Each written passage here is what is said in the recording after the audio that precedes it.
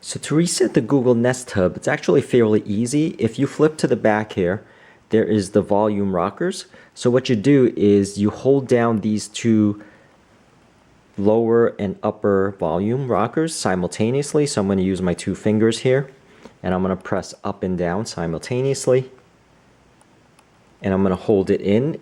You're about to completely reset this device. Release to cancel.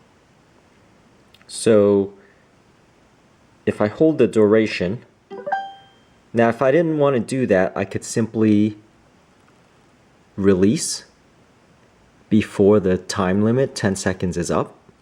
Now it's just going to restart, and it's going to perform the factory reset. And I'm going to let it boot up, and it's going to reset right now.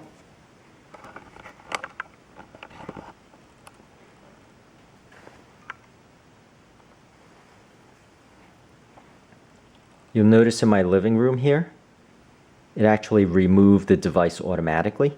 Now if it does not remove the device automatically, make sure to go into the settings.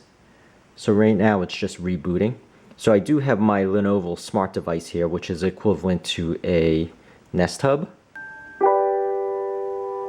So it's completely reset here.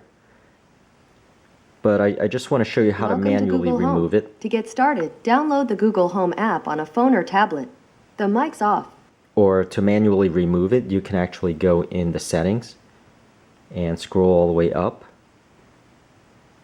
to the bottom, and you can remove the device, but that does not reset the device.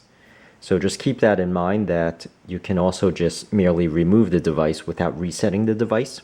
But that's really it. That's really what I wanted to show, and I hope this helps. And please subscribe, and thank you for watching.